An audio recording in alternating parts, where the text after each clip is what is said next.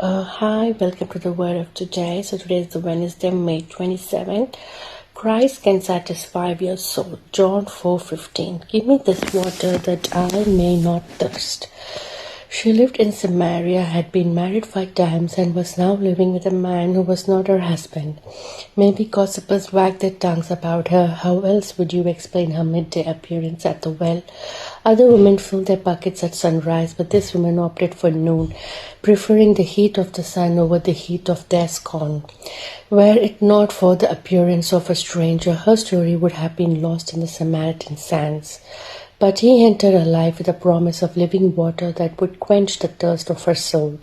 He wasn't put off by her past. He told her, "Whoever drinks of this water will thirst again, but whoever drinks of the water that I shall give him will never thirst.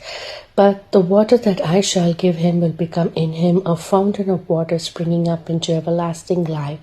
So the woman said to him, "Sir, give me this water that I may not thirst." The woman then left her water pot, went her way into the city, and said to the men, "Come see a man who told me all things that I ever did. Could this be the Christ?"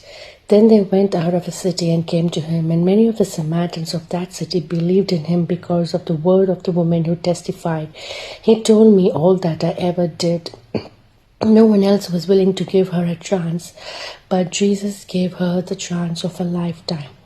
And what he did for her, he will do for you. So give me this water that I may not thirst. Christ can satisfy your soul.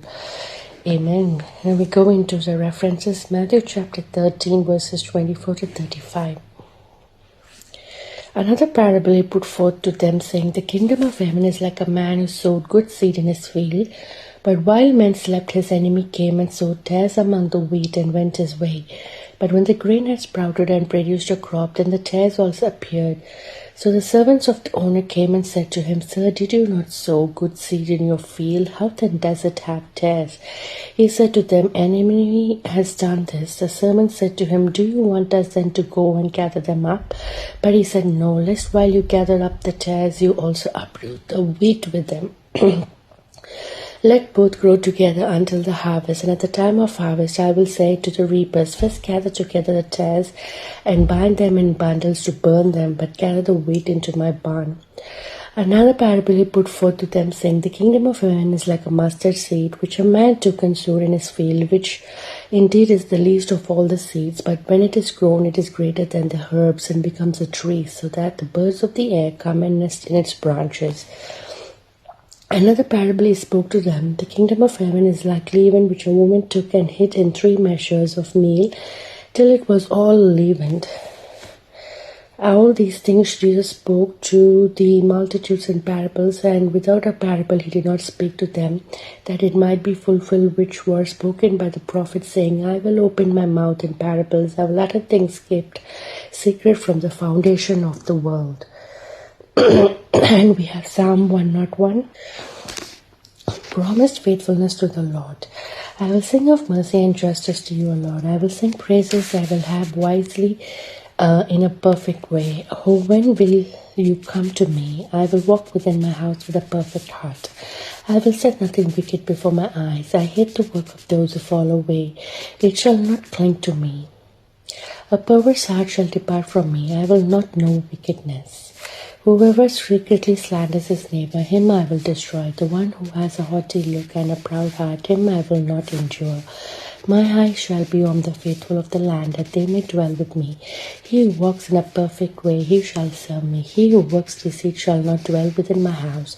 He who tells lies shall not continue in my presence. Early I will destroy all the wicked of the land, that I may cut off all the evildoers from the city of the Lord." And then we have Proverbs 13, verses 20 to 23. "He who walks with wise men will be wise, but the companion of fools will be destroyed. Evil pursues sinners, but to the righteous good shall be repaid. A good man leaves an inheritance to his children's children, but the wealth of the sinner is stored up for the righteous. Much food is in the fallow ground of the poor, and for lack of justice there is waste."